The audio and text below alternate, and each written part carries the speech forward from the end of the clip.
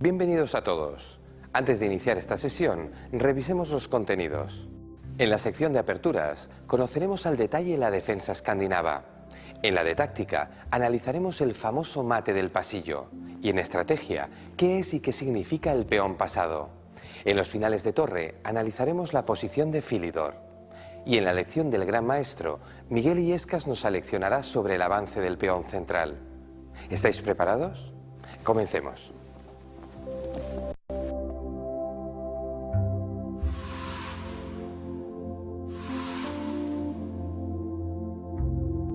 Como os acabamos de avanzar, en esta primera sección vamos a analizar la defensa escandinava.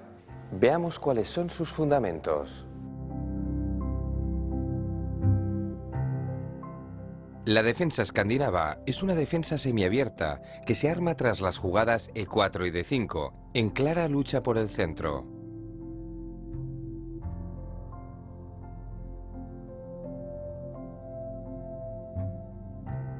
El origen de la defensa escandinava es muy antiguo y ya se tiene constancia de su utilización en una partida disputada en Valencia en el siglo XV.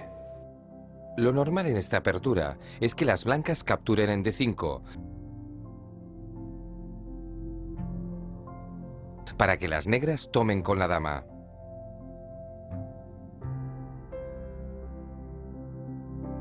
Mucho después, en el siglo XIX, se encontró la jugada caballo F6 para poder capturar, una variante de la que hablaremos más tarde. Después de dama por D5, las blancas juegan caballo C3 para ganar tiempo. Fijaos bien, porque esta es la razón por la que durante mucho tiempo se ha considerado esta defensa como inferior. Retrasa el desarrollo de las piezas menores y el enroque. En la partida a la que hacíamos referencia, las negras respondieron volviendo a D8. Sin duda, una pérdida de tiempo ya que va y vuelve, pero en el ajedrez moderno normalmente se juega dama A5. Veamos a continuación algunos movimientos de la partida que enfrentó a Paul Morphy contra Andersen en París en 1858. Andersen, con negras, jugó de manera muy activa, como se solía hacer en aquella época. Pese a ello, enseguida quedó patente que, mientras él quedaba retrasado en el desarrollo, Morphy ya tenía 3 piezas fuera en el noveno movimiento.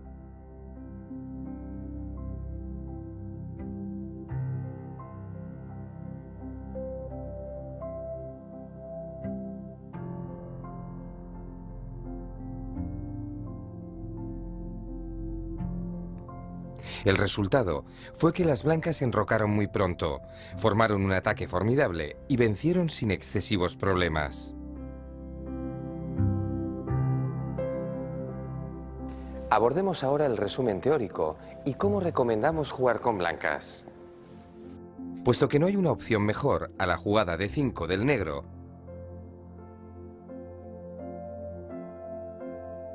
responderemos con la captura del peón. Si avanzáramos, permitiríamos a las negras desarrollar muy cómodamente. Y si defendiéramos, les daríamos la posibilidad de elegir entre capturar y abrir el juego, o avanzar y cerrarlo. Por lo tanto, la mejor opción será capturar el peón. Como ya hemos dicho, lo normal es que las negras respondan capturando con la dama. Pero, ¿y si lo hacen desarrollando su caballo a F6? Si nos empeñamos en defender el peón con C4, las negras pueden jugar de gambito con C6.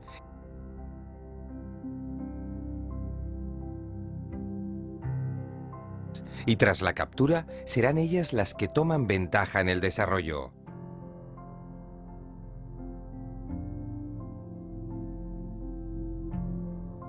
¿Cómo recomendamos responder a la jugada caballo F6?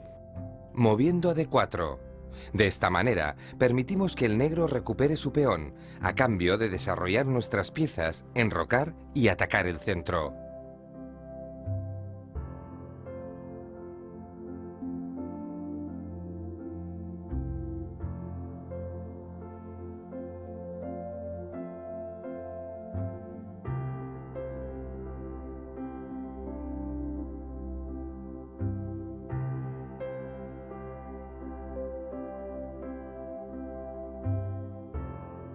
Pero, como decíamos, lo habitual es que el negro no replique con caballo F6, sino con dama por D5. Si así fuera,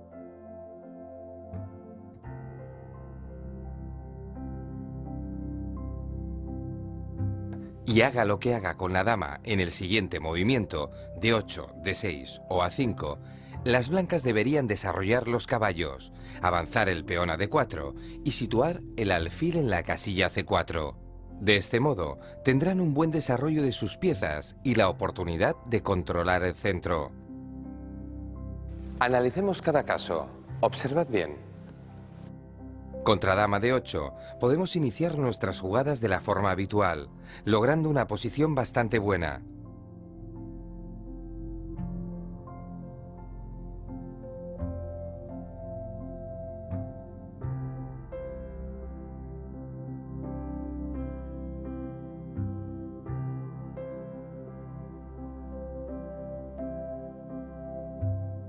En caso de dama de 6, jugada por cierto bastante moderna, recomendamos jugar de manera sencilla y desarrollando las piezas que os hemos indicado.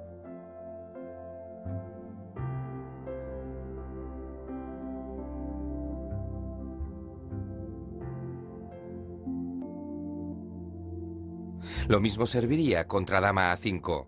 A partir de ahí, y dependiendo de cómo reaccionen las negras, haremos una cosa u otra.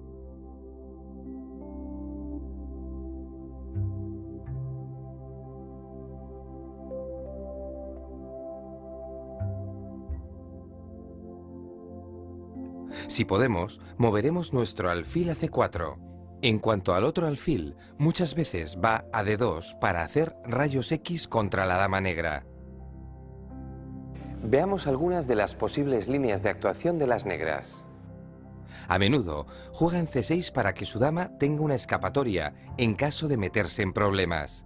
Si lo que hacen es desarrollar el alfil a G4, la mejor contrarréplica sería atacarlo e incluso perseguirlo en caso de que huya.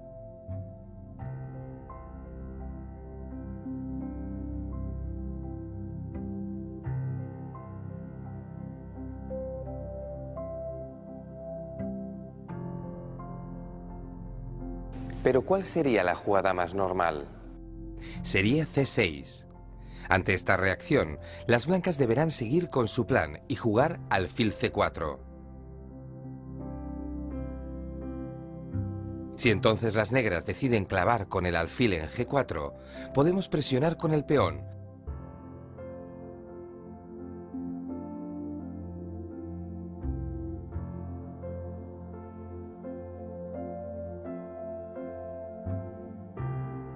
Y después desarrollar el alfil a D2. Si en lugar de clavar prefieren la jugada alfil F5, podemos responder de nuevo con alfil D2, para desarrollar dicha pieza y molestar a la dama enemiga.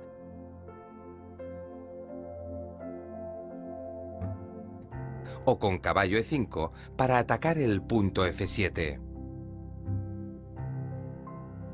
Si optamos por alfil D2, será interesante mover entonces la dama para preparar el enroque largo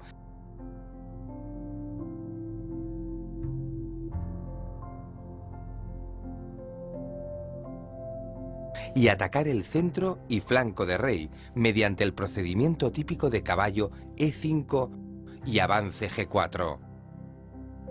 Otra posibilidad tras alfil D2 sería jugar caballo D5 para usar los rayos X y cambiar el valioso caballo negro de F6.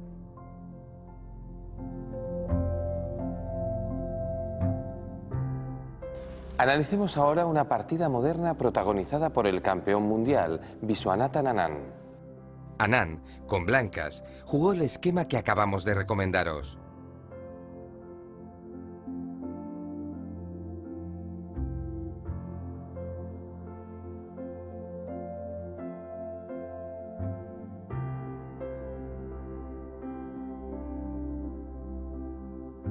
En el séptimo movimiento, en lugar de jugar alfil D2, que quizás sería lo más natural, el campeón indio optó por la agresiva jugada caballo E5 para atacar el punto F7. Las negras se defendieron y Anán se lanzó al ataque sobre el flanco de Rey con sus peones y posteriormente activando la torre.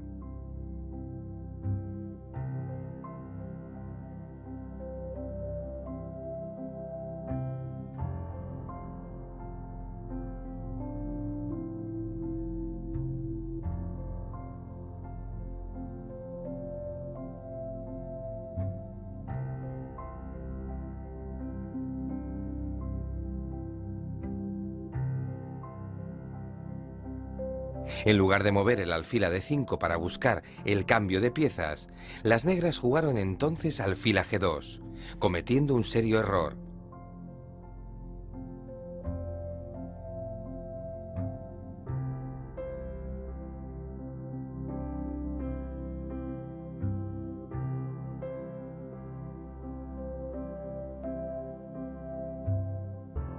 ¿Por qué? Pues porque tras intentar atacar el centro con el caballo, Anán jugó F3 e inutilizó el alfil para el resto de la partida. Sin duda, una jugada maestra. Volvamos al tablero y veamos cómo reaccionó su rival, el francés Lothier. Cayendo en la cuenta de que estaba en peligro, Lothier intentó desarrollar sus piezas para buscar algunos cambios y clavar la torre blanca.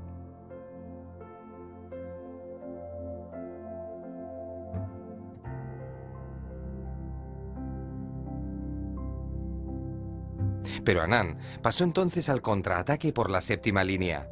Aquí es importante señalar que en la jugada 19 las negras no estaban en condiciones de poder enrocar, ya que, de haberlo hecho, las blancas hubieran jugado alfil H7, jaque, para acabar ganando la dama.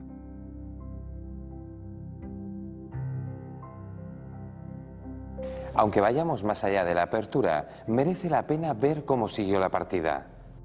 Después de la jugada de Lothier, torre de 8, Anán jugó H6. Las negras tomaron y las blancas jugaron la fabulosa alfil por G6. ¿Por qué fabulosa? Porque si las negras aceptan el regalo y toman la dama, reciben mate en pocas jugadas.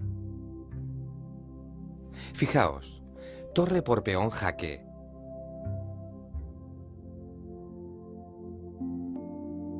Y si el rey se va, alfil por peón jaque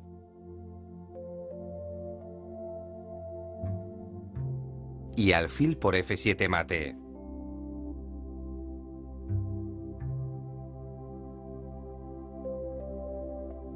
Realmente una jugada espléndida, ¿verdad? Pero volvamos al tablero, porque Lothier no cayó en la trampa y evitó capturar la dama. Lo que ocurrió fue que el francés intentó defenderse con la caballería.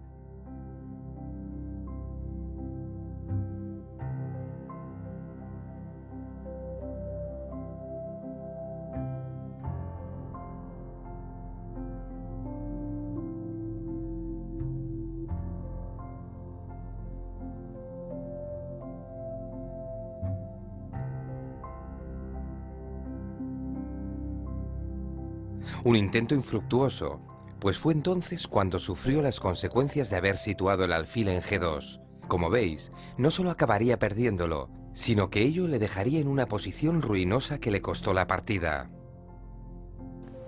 Bien, tras haber analizado este fantástico match, ya estamos listos para afrontar los ejercicios. Pero antes, conozcamos un poco mejor la figura de este gran campeón indio. Anand Visvanathan, más conocido por Visvanathan Anand, debido a la errónea creencia de que Anand es su apellido, nació el 11 de diciembre de 1969 en la ciudad india de Madrás. Anand aprendió a jugar al ajedrez a los 6 años, gracias a las enseñanzas de su madre, y dio muestras de poseer un gran talento desde el principio. En 1984 se convirtió en el primer jugador indio en obtener el título de maestro internacional, y al año siguiente se proclamaba campeón nacional. En 1987 ganó el Campeonato del Mundo Juvenil y ese mismo año obtuvo el título de Gran Maestro. El éxito internacional no tardaría en llegar y ya en 1991 logró su primer triunfo importante al ganar el torneo de Reggio Emilia por delante de figuras como Kasparov o Karpov. 4 años más tarde, Vichy, como se le conoce familiarmente en el mundo ajedrecístico, se enfrentó de nuevo a Garry Kasparov por la corona mundial versión PCA, en un encuentro que tuvo lugar en el World Trade Center de Nueva York. Tras una serie inicial de 8 tablas, Anand se anotó la victoria en la 9ª partida, pero luego perdió 4 de las 5 siguientes, con lo que Kasparov retuvo el título. Los años siguientes están plagados de victorias en torneos importantes. La mejor de todas ellas llegaría en 1998, cuando se llevó la edición más dura de la historia del torneo de Linares, por delante de jugadores tan destacados como el mismo Kasparov, Kramnik, Topalov. En el año 2000, en Teherán, se proclamó campeón del mundo versión FIDE, al derrotar por 3,5 a Alexei Shirov. En 2003, la misma FIDE organizó el Campeonato Mundial de Partidas Rápidas, del que también salió vencedor. Más adelante, el 29 de septiembre del 2007, Anand se convirtió en el 15º campeón de la FIDE, al imponerse a Vladimir Kramnik en el Campeonato Mundial de Ajedrez disputado en Ciudad de México. El 11 de mayo de 2010, revalidaría dicho título, al vencer en Sofía a Veselin Topalov. Su característica principal es la rapidez a la hora de mover. Su comprensión de la posición es tan aguda que se permite el lujo de pensar cada jugada solo durante un instante. Pese a ello, esta forma de jugar también le ha ocasionado algún problema, en forma de fallos que le han conducido a incomprensibles derrotas. Anand, que posee una memoria prodigiosa, es un jugador eminentemente táctico, y aunque su estilo se ha ido moderando, no suele rehuir el combate. Y ya es hora de pasar a los ejercicios. Vamos con el primero.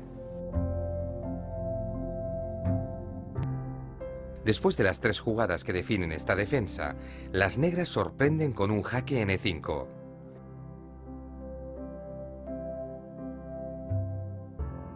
Juegan las blancas. ¿Cómo cubriríais el jaque? Tenéis de 1 a 5 minutos para decidiros.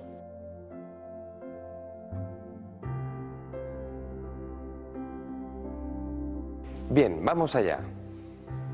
Efectivamente, la mejor manera de defenderse sería mediante la jugada alfil E2.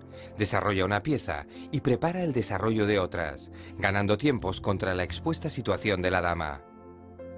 Dama E2 hubiera sido mala, ya que facilitaría la defensa del rival, y caballo G E2 también obstruiría el desarrollo del alfil innecesariamente. Felicidades a los que lo hayáis resuelto satisfactoriamente.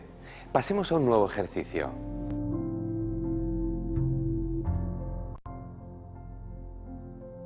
Tras la sucesión de jugadas que veis en pantalla,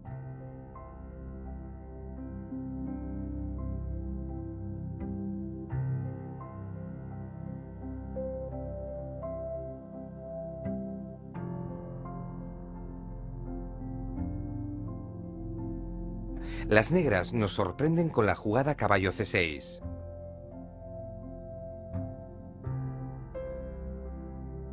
¿Cómo responderíais? Juegan las blancas y tenéis de 2 a 10 minutos para responder.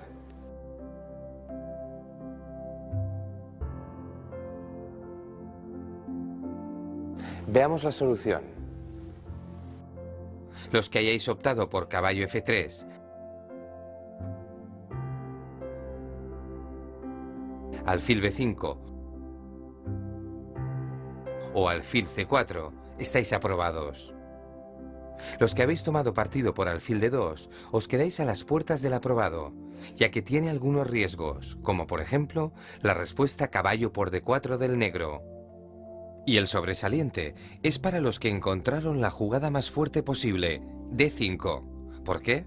Porque molestamos mucho al rival. Tras la respuesta del negro, caballo E5, este se encuentra con que le siguen atacando, por ejemplo, con alfil F4. Esto le obligará a perder tiempos.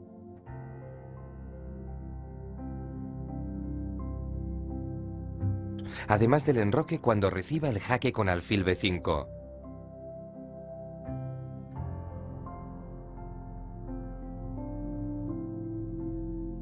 Si en lugar de a E5 las negras responden con caballo B4, se encuentran con una jugada igualmente desastrosa para sus intereses, A3.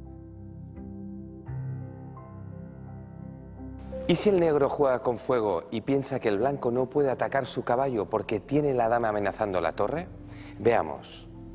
Si comete ese error, el blanco puede jugar alfil B5 jaque, a lo que el negro deberá responder avanzando el peón si no quiere perder el enroque. Pero las blancas ya ganarían gracias a la siguiente combinación: peón por caballo y peón por peón. Tras entregar una torre a cambio de un caballo y un peón, han desplegado un ataque formidable que desembocará, como veis, en mate en pocas jugadas.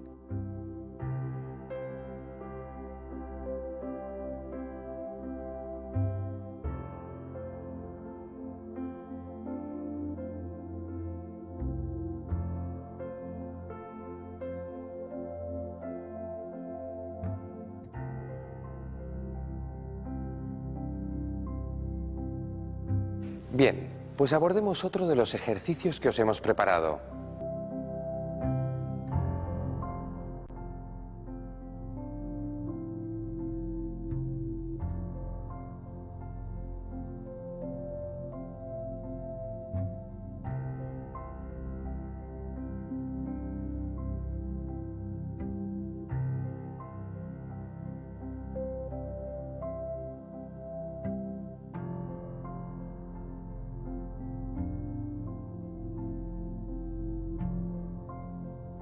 Tras las primeras jugadas típicas de la defensa escandinava, las negras realizan la extraña caballo B de 7.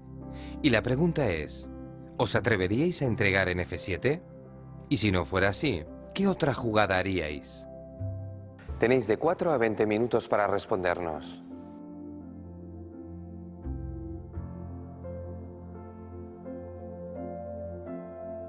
Veamos la respuesta. Lo cierto es que no es buena idea entregar en F7, ya que sería equivalente a intentar ganar la partida solo con el alfil y el caballo. Recuerda que en ajedrez siempre tienen que prevalecer el sentido común y la paciencia. En la sucesión de jugadas que estáis viendo, puede parecer que el caballo blanco tenga siempre la posibilidad de hacer un daño irreparable capturando piezas enemigas. Pero fijaos en que, si se empeña en luchar solo contra el mundo, las negras se lanzan contra el rey blanco, y ya en la jugada 11 quedan con 3 piezas muy potentes dominando la situación.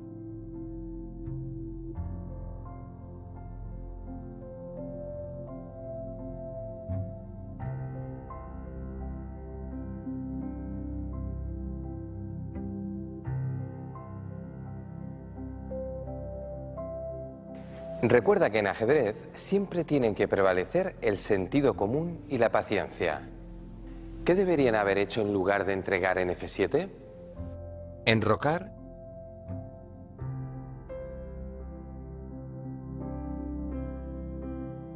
¿O jugar D4? Así que enhorabuena a los que hayáis resuelto el ejercicio satisfactoriamente.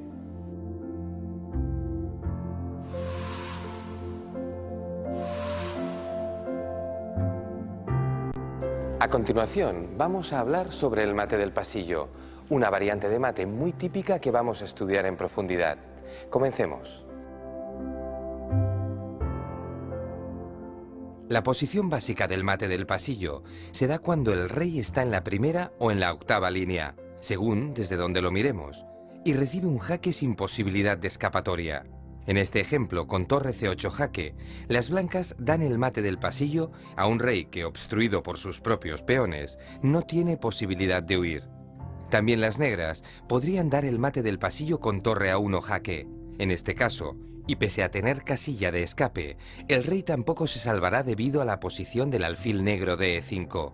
Por último, cabe añadir que la posición de las blancas no desemboca en un mate inmediato, ya que pueden tapar con torre C1.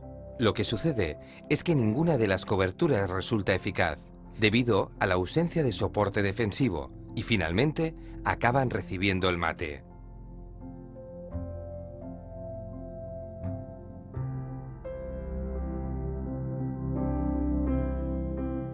Partiendo de esta posición básica, veamos ahora 3 ejemplos en los que se utiliza la debilidad de la primera línea para dar algún tipo de mate similar al del pasillo.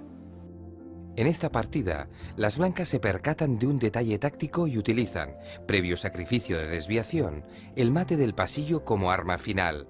Observad, las blancas llevan su dama a E6 jaque, para sacrificarla y desviar la torre negra del control de la casilla clave F8. Una vez cumplido el sacrificio, la torre blanca mueve a F8 y, protegida por su alfil de D6, da el mate del pasillo. Veamos otro ejemplo. En este caso, las blancas sacrifican la dama, desvían a su homóloga de la defensa de la primera línea y llevan la torre a B8 para lograr, gracias al apoyo de los peones, el mate del pasillo.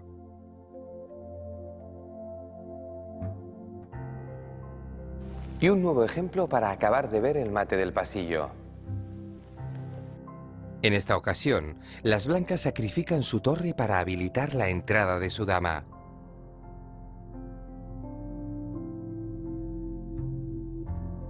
Con ello, consiguen que el rey negro quede inmovilizado en la primera línea y dar un mate del pasillo en la siguiente jugada.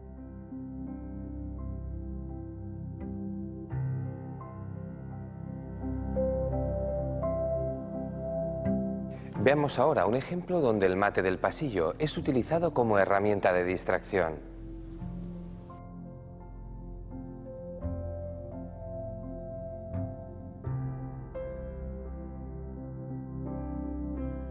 Aquí vemos que el caballo negro, sobrecargado, defiende el mate del pasillo.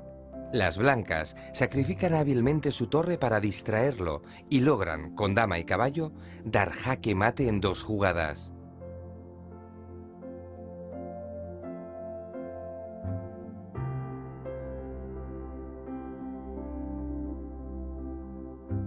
Recordad, en ajedrez a veces el orden altera el resultado.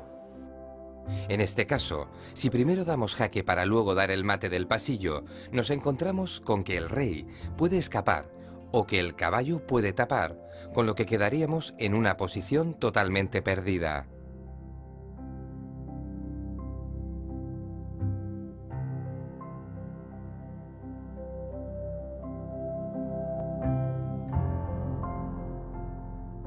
Bien, con lo que ahora ya sabemos, vamos a abordar los ejercicios. Juegan las blancas y ganan, utilizando el mate del pasillo como telón de fondo. ¿Cómo lo consiguen? Vamos a daros de 2 a 10 minutos para averiguarlo.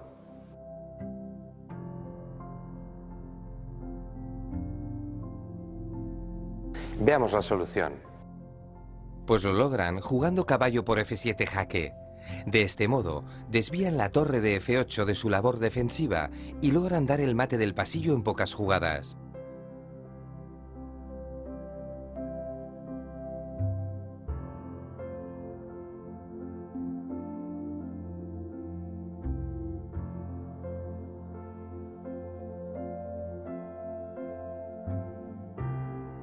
Como veis, también la sencilla jugada torre por F7 ganaría, aunque siempre es mejor, si se puede elegir, un mate forzado que una jugada ganadora. Finalmente, es importante señalar que dicha jugada no es tan fuerte, ya que no obliga tanto a las negras. Observad que ahora el negro no está obligado a cambiar torres. Puede, por ejemplo, dar jaque en primera instancia para ganar una pieza y jugar alfil E6 para unir las torres. De esta manera, las blancas habrán perdido la ventaja y la gran oportunidad de ganar que tenían en su primer movimiento. Felicidades a quien haya dado con la respuesta correcta. Pasemos a otro ejercicio. Blancas juegan y ganan, aunque como veis, las negras amenazan mate en una jugada.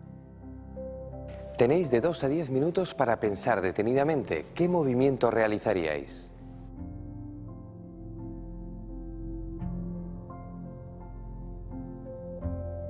¿Qué tal ha ido? ¿Resolvemos? Como habréis imaginado, cualquier jugada defensiva está condenada al fracaso.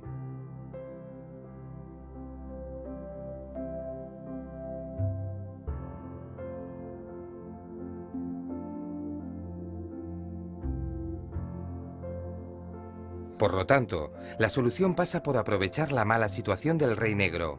¿Cómo? Primero sacrificamos la torre, después damos jaque.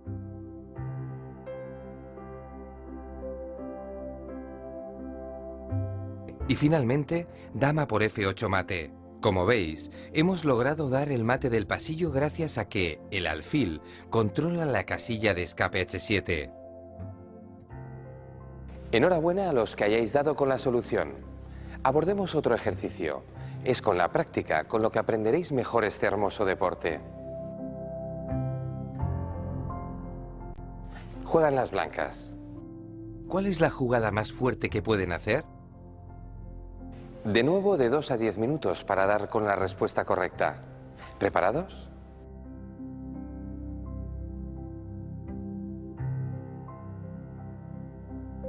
¿Resolvemos? Enhorabuena a los que hayáis dado con dama de 8 jaque. Es una jugada ganadora, porque obliga a las negras a tomar. Y tras rey G7, el blanco tiene un ataque de mate en 2 jugadas, comenzando con alfil F8 jaque,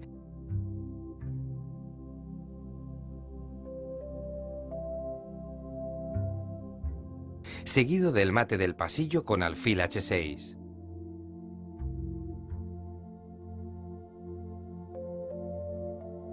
Cabe decir que además de dama de 8 jaque, también alfil E7 sería una jugada que llevaría rápidamente a la victoria. Observad, la dama amenaza con entrar en F7. La única manera que tienen las negras de evitarlo es torre por E7, tras lo cual las blancas dan el mate del pasillo llevando su torre a D8.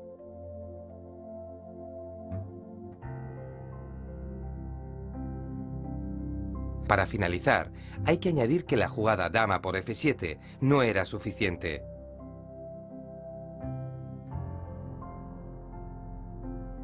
Puesto que, tras el jaque, las negras juegan rey G7 y escapan de la amenaza al disponer del sacrificio torre por alfil.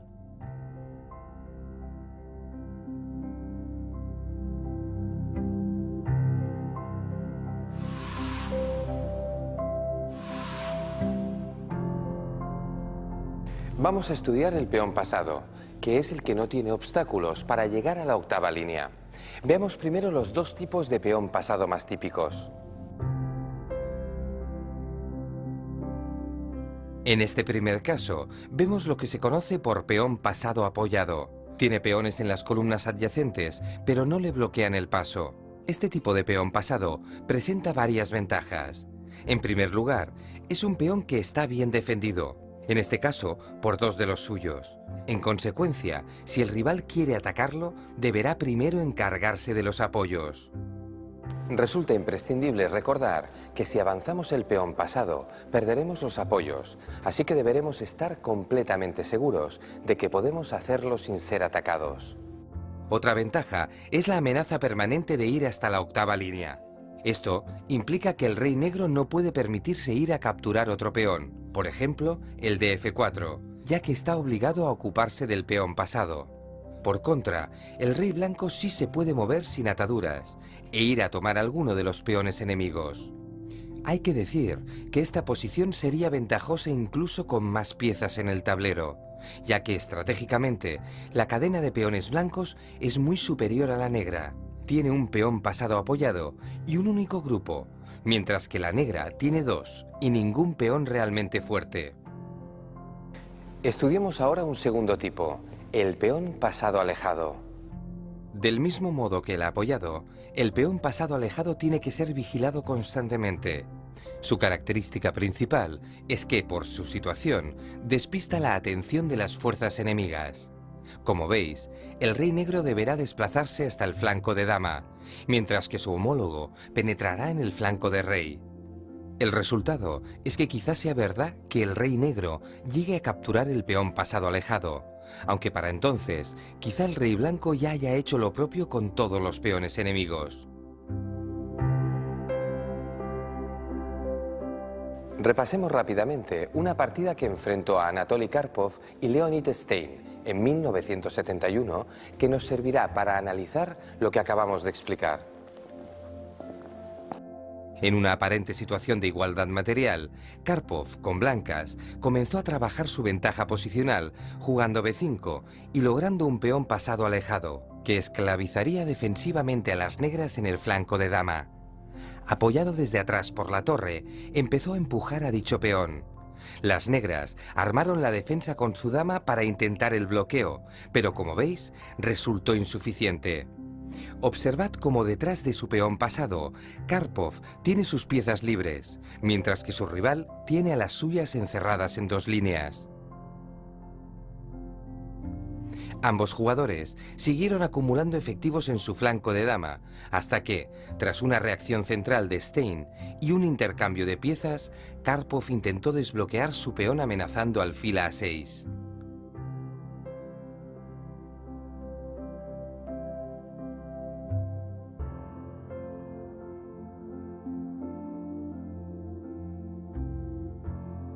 Como podéis comprobar, la partida dio un vuelco desde el mismo momento en que Karpov consiguió un peón pasado. Volvamos al tablero y veamos cómo prosiguió. Tras llevar su torre a A8, Stein vio como con la jugada alfil de 6, Karpov culminaba su maniobra, reforzando la defensa del peón pasado y preparándose para el desbloqueo definitivo.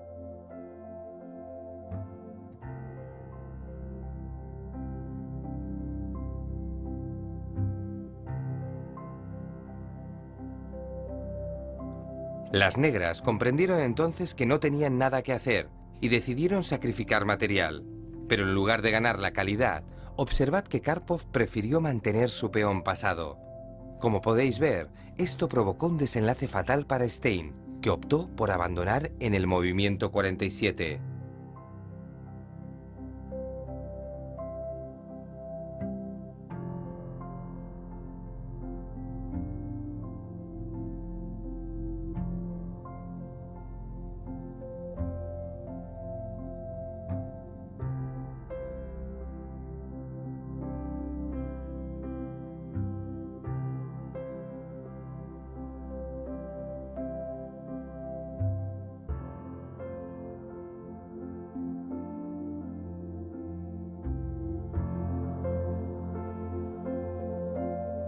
Estudiemos ahora cómo bloquear eficazmente un peón pasado. Y para ello usaremos una partida entre Max Euwe y el argentino Hermann Pilnik. Observad de qué manera lograron las negras bloquear el peón pasado de las blancas. La mejor pieza para bloquear un peón pasado es el caballo, porque no ve mermada su actividad. Por su limitado valor, su pérdida no será dramática y porque es capaz de atacar a los peones de apoyo. Vemos pues que Pilnik consiguió desactivar con eficacia la peligrosa amenaza que siempre supone un peón pasado. En su intento por desbloquear el peón, Euwe jugó F4 para romper en el centro, estrategia que fracasó cuando tras unas jugadas su rival consiguió ocupar con su alfil la importantísima casilla E5.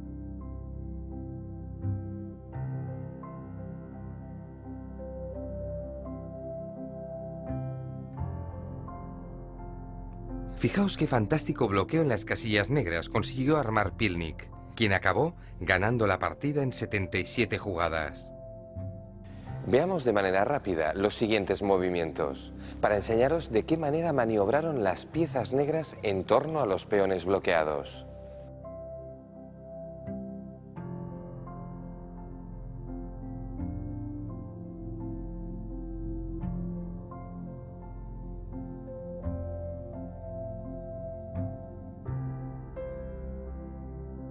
Observad que en ningún momento Pilnik quiso cambiar alfiles. ¿Por qué? Porque el alfil blanco de F1 es el típico alfil malo que controla casillas blancas, igual que sus peones y sus caballos. ¿Y quién controla entonces las casillas negras? Nadie. El jugador negro es dueño y señor de todas ellas.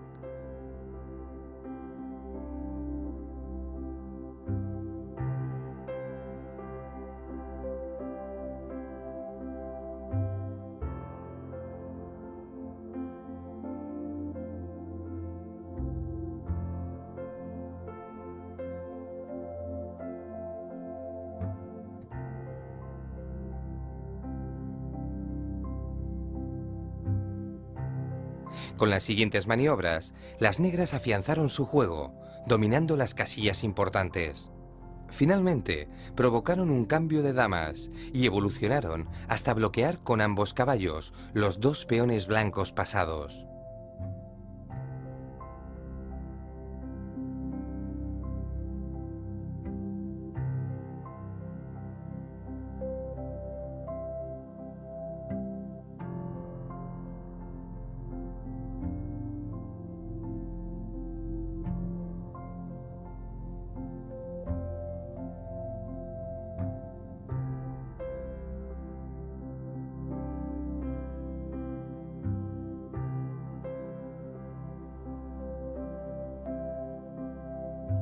Resultado, estos quedaron inutilizados y las negras consiguieron quedar en mayoría en ambos flancos.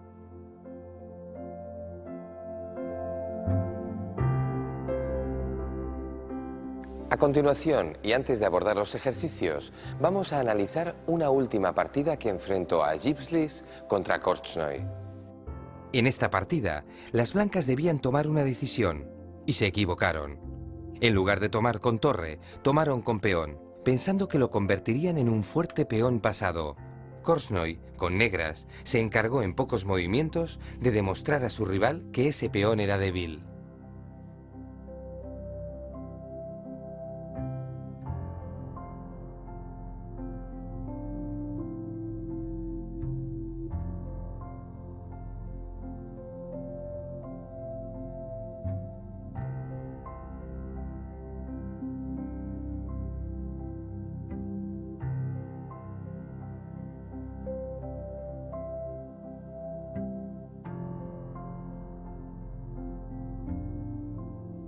El blanco intentó contraatacar atacando otros peones, pero no pudo evitar que, en la jugada 39, Korchnoi ganara un peón y más tarde la partida. Cuantas menos piezas queden en el tablero, más importancia cobran los peones, y más concretamente, los peones pasados. Bien, pues ya estamos en condiciones de cambiar la teoría por la práctica. En este primer ejercicio vemos una situación en la que las negras tienen un peón pasado en D3, controlado por el rey blanco. Observad que podrían utilizarlo como elemento de distracción para intentar ganar la partida, por ejemplo, con rey F3. Pero en su lugar, optan por jugar B6, pensando que podrán hacer otro peón pasado y ganar más fácilmente. Y la pregunta es, ¿están las negras en lo cierto? Blancas juegan. Tenéis de 4 a 20 minutos para encontrar la respuesta. ¿Preparados?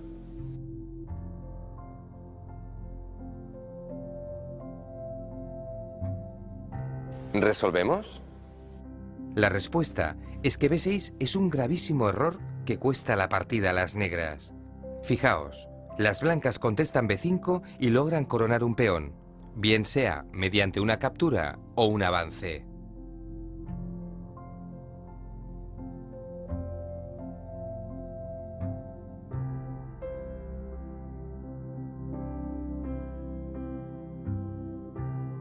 ¿Y si hubiéramos jugado rey F3? Veamos. Rey F3 sí es una excelente jugada ganadora, ya que permite tomar los dos peones blancos y deja a uno de los suyos vía libre para coronar.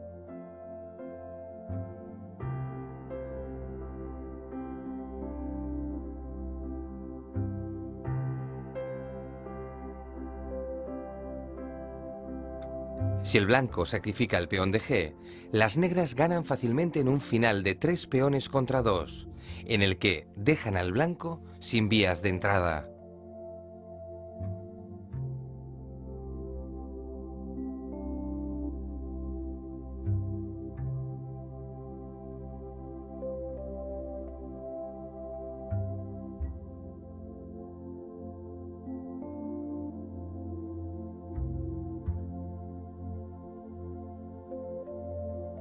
¿Alguna otra jugada fuerte? Tenemos una muy interesante B5. Y lo es porque después de G4 y A5, el negro acabará coronando con mate.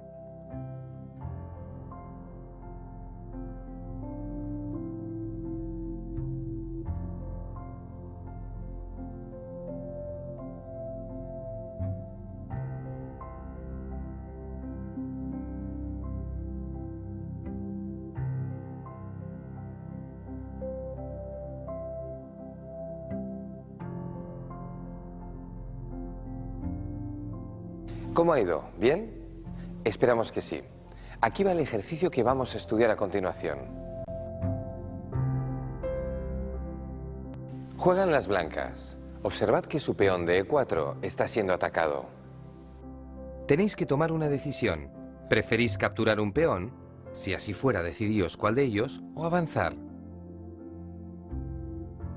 Disponéis de 3 a 15 minutos para decidirlo, y os recomiendo que uséis más la intuición que el cálculo. ¿Preparados?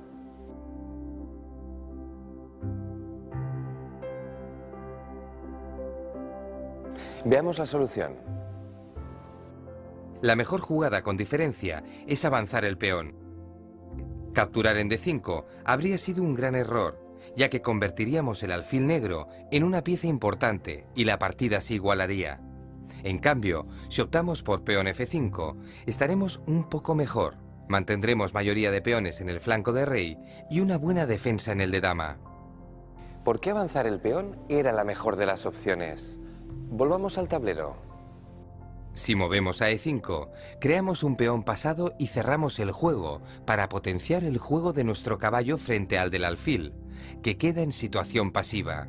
Si el negro responde con G6, progresamos por casillas negras, dejando a nuestro rival en clara inferioridad, ya que lo normal será que acabemos ganando un peón más pronto que tarde.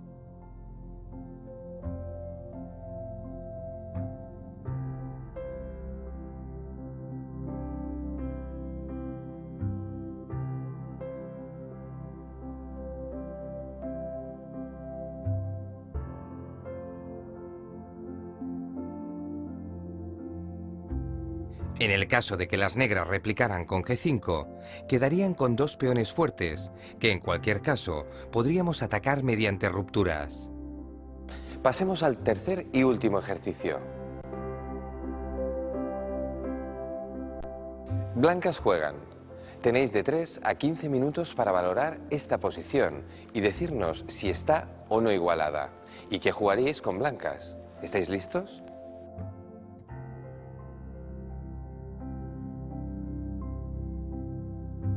Busquemos ya la solución.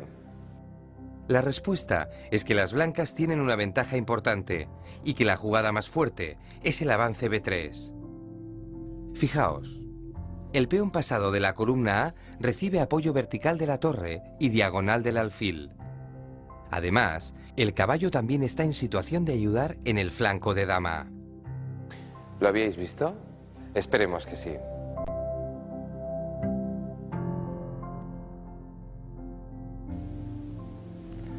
Hola, a menudo habréis oído hablar de la fuerza del peón pasado en el final de partida, cuando la coronación se convierte en un objetivo alcanzable. Hoy os quiero mostrar que también puede ser eficaz el avance del peón pasado en el medio juego, especialmente cuando se trata de un peón central.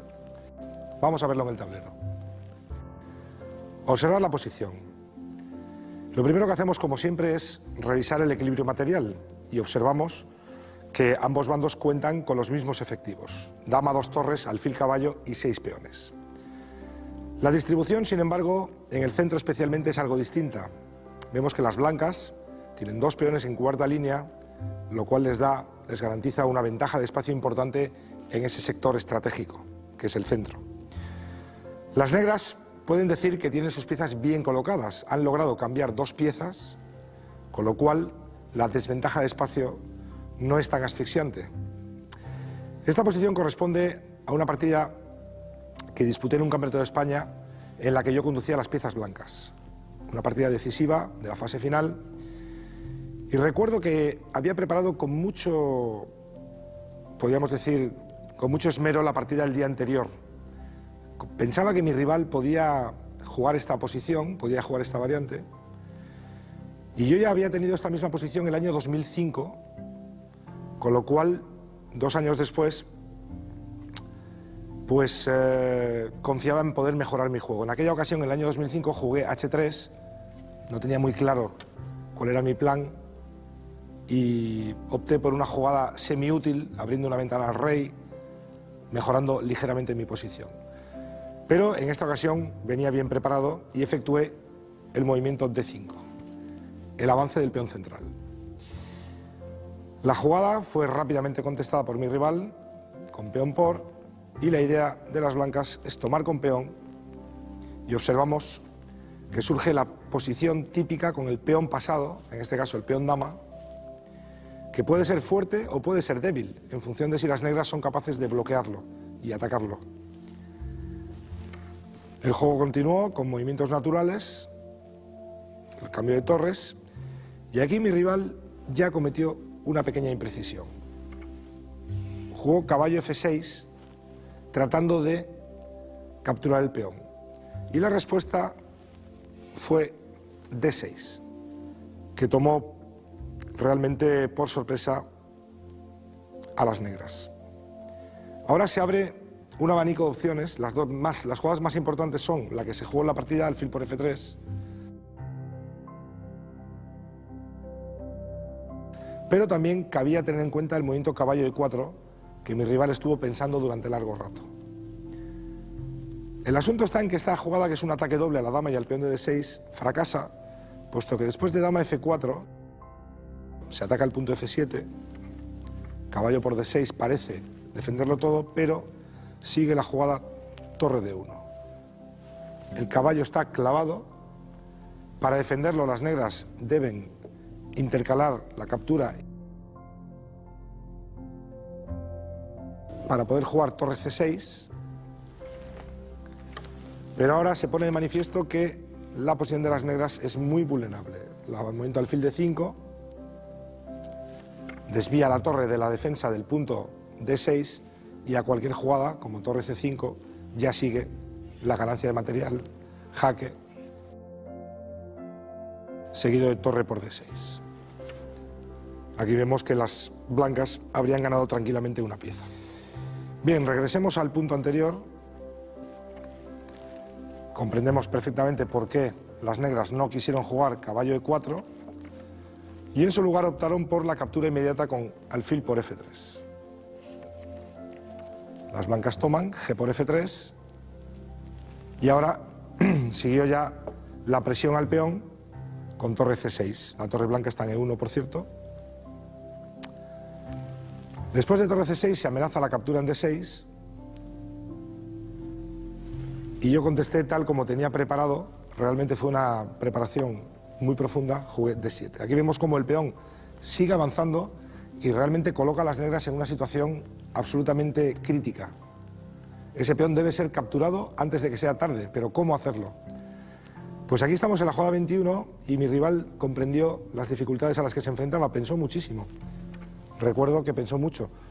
El problema está en que si toma de caballo, pierde pieza muy fácilmente, puesto que las blancas juegan torre D1, amenazan el caballo, está de nuevo clavado, y contra torre C7 existe la sencilla alfil A4, y observamos la acción sobre el punto D7, donde se encuentra el caballo negro. Las negras perderían pieza. Por eso, en este momento, cabría considerar la posibilidad dama por D7.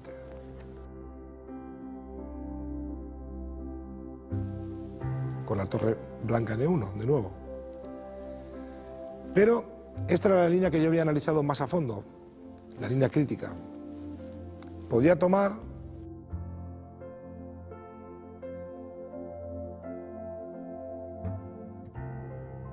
y entrar con la torre en séptima.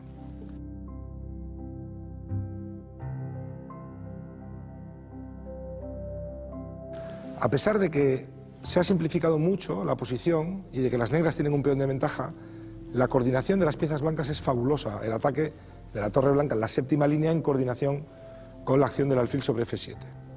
Esto pondría a las negras en una situación muy difícil, y más teniendo en cuenta la debilidad de la octava línea. Aquí cabe, por ejemplo, el análisis de torre D6, torre por F7, rey H8, pero de nuevo la maniobra alfil A4 se muestra decisiva. El caballo es desviado de la defensa del punto F8 y después de una jugada como por ejemplo caballo F6 ya sigue la ganancia de material con torre jaque.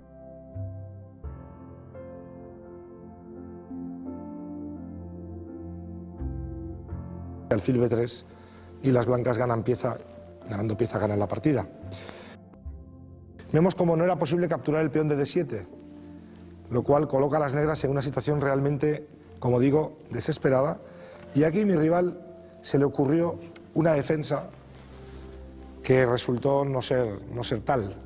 La jugada que movió fue A6. Hemos visto antes en el análisis que alfil A4 era muy desagradable. Las negras se preparan para poder contestar con B5.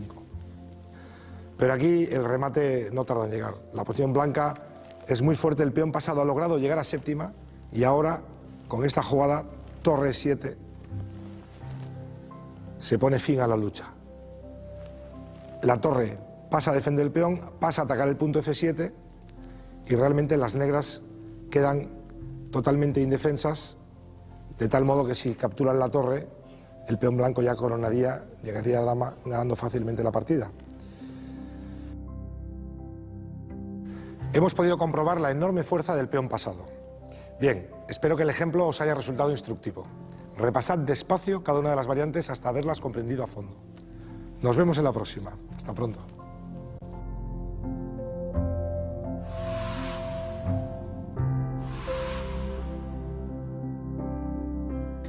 Bien, entramos ahora en el estudio de finales de rey y torre contra rey, torre y peón. ¿Preparados? Empezaremos viendo cuál es la defensa de la posición de Philidor. Observad, el rey blanco tapa la zona de coronación del peón enemigo. La torre negra, muy activa, corta el paso al rey blanco. ¿Qué querrían hacer las negras? Mover su rey a E3. Después el peón a D3. Y finalmente llevar la torre a H2. De esta manera, podrían situar su torre en H1 y ganar la partida fácilmente. Pero es el turno de las blancas, que necesitan un plan efectivo de defensa. ¿Cuál? El mejor sería evitar el paso del rey de las negras, situando la torre en tercera línea. De esta manera, si las negras dan jaque con la torre, no conseguirían nada, ya que el rey puede bascular de la primera a la segunda línea sin problemas. ¿Lo veis? Si en cambio optan por esperar y mueven su torre, las blancas deberán hacer lo mismo para cubrirse, siempre sin abandonar la tercera línea.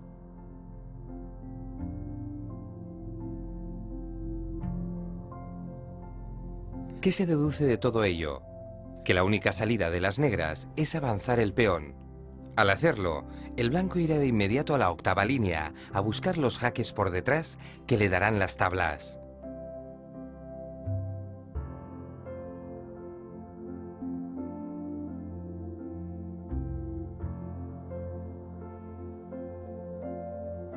¿Entendido? Volvamos un momento a la jugada 2. No olvidéis que una vez que el peón negro avanza, el blanco debe ir rápidamente a la octava línea a dar los jaques por detrás. De lo contrario, y si empezamos a dar jaques laterales, llegaremos enseguida a la posición perdida. Por lo tanto, el jaque en B4 sería un grave error, ya que las negras jugarían rey E3 y amenazarían mate. Ante esta situación, la defensa en la primera línea fracasaría al cambiar la torre negra de flanco. Recuerda que la posición de Philidor es sumamente importante, que la defensa por la tercera fila es fundamental y que este método defensivo sirve también si se tiene el peón en tercera o cuarta fila. No olvidéis dos factores fundamentales. El rey tiene que estar frente al peón o muy cerca, y la torre siempre debe estar haciendo algo positivo. Lo mejor es que corte el paso al rey enemigo en la tercera fila. Veamos ahora un caso excepcional, que es el que se da con el peón de caballo o de torre.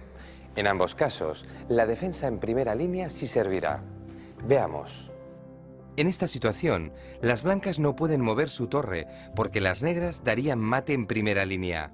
Por tanto, quedan obligadas a llevar a cabo una defensa pasiva y juegan torre C1.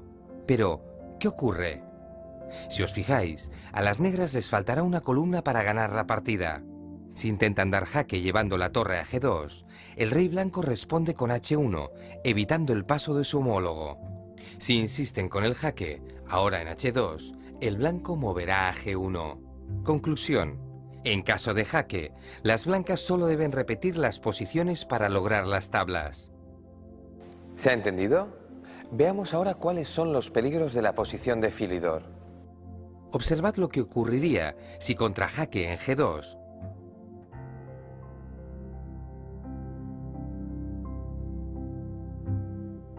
las blancas se equivocaran y jugaran rey F1. Las negras progresarían con el rey, y cuando las blancas se lanzaran a buscar los jaques por detrás, se encontrarían con que se llega a la posición de Lucena.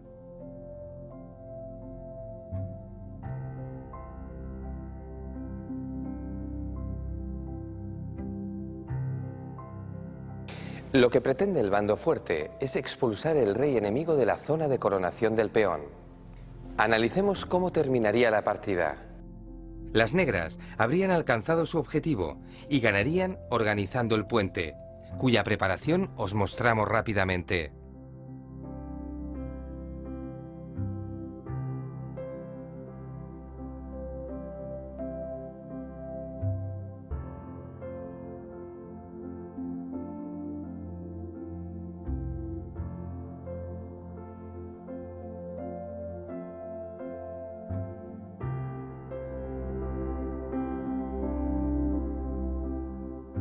Veamos un último caso, en el que no sirven ni la defensa en la tercera línea, ni los jaques por detrás. Cuando eso ocurre, todavía tenemos un último recurso defensivo. Fijaos.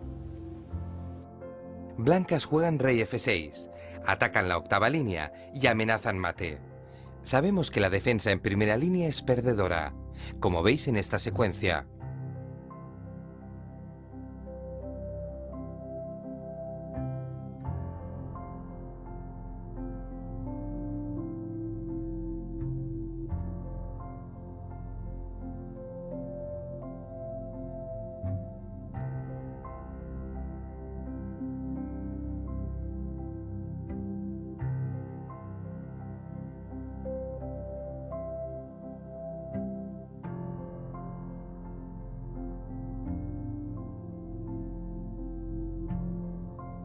Por lo tanto, ¿cuál es el recurso que les queda a las negras?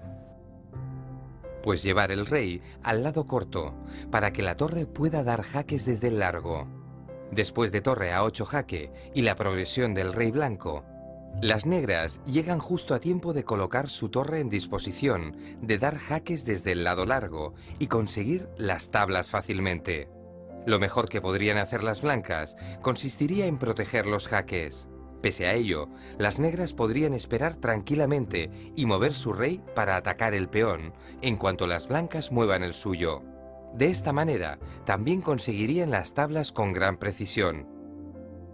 ¿Y qué hubiera pasado si hubiésemos ido al lado largo con el rey? Pues que la torre se quedaría sin espacio para dar los jaques. Observad que cuando ésta intenta darlos, se encuentra con que el rey la ataca y que el peón blanco se va directo a la coronación. ¿Los veis?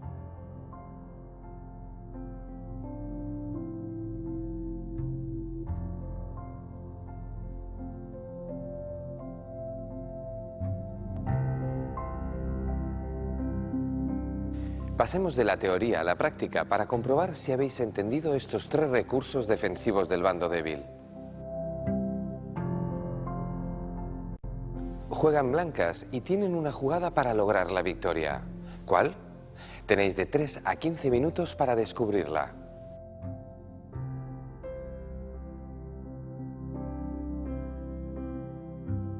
Veamos.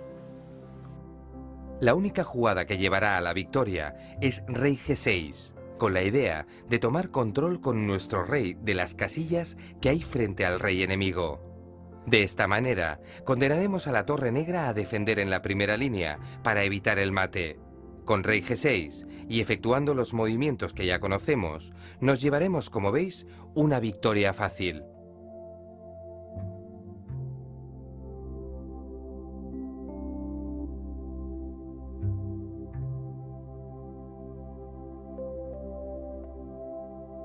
Pasemos a un nuevo ejercicio, sin duda algo más complicado.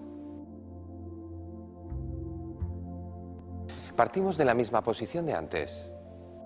La única diferencia es que la torre, en lugar de en primera, está en segunda línea. Las blancas juegan ahora rey G6.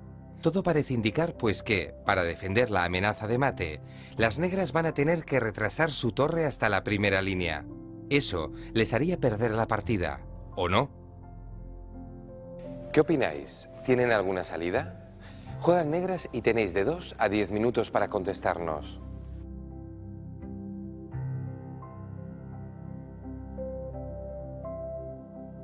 Solucionemos la incógnita. Y la respuesta es que con torre G7 jaque, las negras consiguen salvar la partida. ¿Por qué? Observad. Si el peón captura a la torre, el rey queda ahogado y se llega a un final de tablas. En cambio, si el rey blanco se va, la torre negra puede lanzarse a dar jaques por detrás y también conseguir tablas fácilmente. ¿Lo habéis visto? Felicidades a los que sí y ánimo a los que no. Pasemos ya al tercer y último ejercicio de esta sección. Juegan las negras. Tenéis que decidir qué es mejor.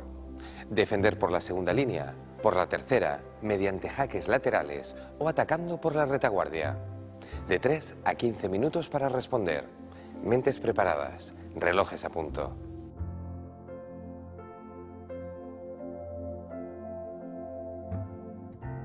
Veamos. Efectivamente, todos los métodos fracasan contra rey G6, excepto el de defender por la retaguardia. Observad. Si el blanco da jaques, el rey negro bascula entre F8 y F7. Y en el momento en que su homólogo intente asomar, la torre ya estará en condiciones de atacarle por la retaguardia.